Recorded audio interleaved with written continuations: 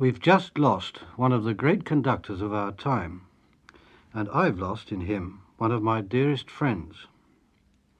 This makes it doubly difficult for me to find the right words for the occasion, if indeed they exist. He wouldn't have enjoyed a eulogy, for he was, despite the unmistakable impressiveness of his personality, the least pretentious of men. I well remember his quick reply to an enthusiastic young man who gushingly told him he was the greatest conductor he'd ever come across. "Are you sure you don't mean the second greatest?" At such times he didn't take care to be tactful, though he could at the same time be both tactful and tactless, and with humour, as he was when someone tried to draw from him opinions about other conductors. "I think all my colleagues are wonderful." Remembering these things helps to alleviate while it intensifies the sense of loss. We think of the man and what an irreplaceable experience it was knowing him, so that in this sense he's not gone.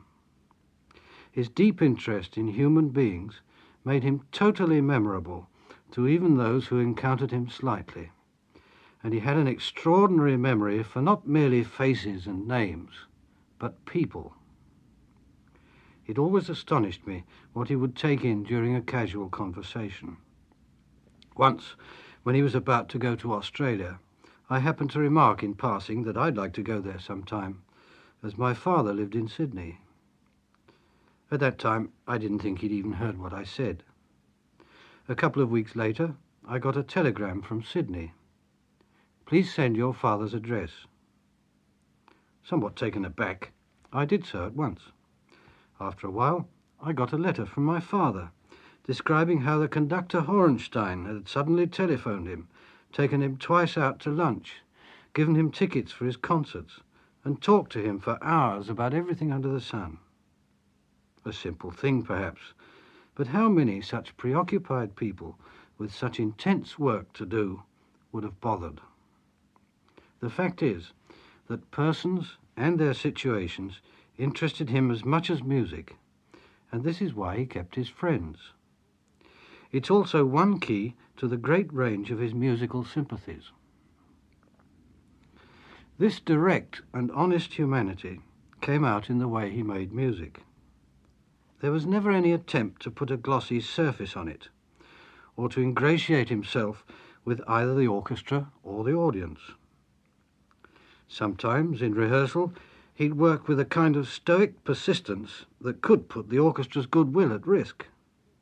But always in the end, the nobility and faithfulness of his vision would emerge at the important time, the performance itself, when he would radiate concentration, willpower, and intense purity of feeling.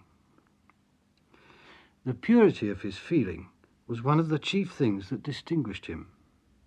I've many times heard him conduct works that were usually not congenial to me because they seemed to me always cloying, sentimental, or bombastic.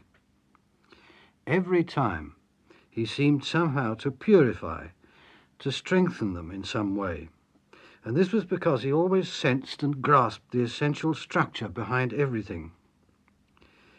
Yet the intensity was such that very rarely was there a hint of coldness or pedantry. When the music was really great, he could reach its essence on both the emotional and the intellectual levels.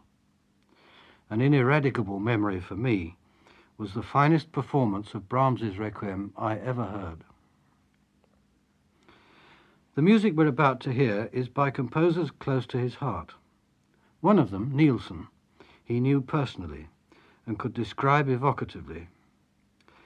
As a young conductor, he rehearsed Nielsen's Fifth Symphony for Furtwängler with constant help from the composer, which makes his recording of that work of special interest. The Dream of Gunnar, which is on the same disc as the symphony, gives Horenstein the means of revealing his insight into the subtle contemplative depths of which this composer is capable. The other composer, Bruckner, appealed to his sense of space and true grandeur, and the performance of the first movement of the Eighth Symphony is one of the most splendid examples of Horenstein's grasp of architecture and his powerful sense of the dramatic that never allowed a moment's exaggeration. The tragic character of this movement is perhaps apt to what many of us feel now that he isn't with us anymore. But the intense dignity and irresistible force with which he interprets it is a salutary reminder of the piercing instinct for truth which in him we were privileged to encounter.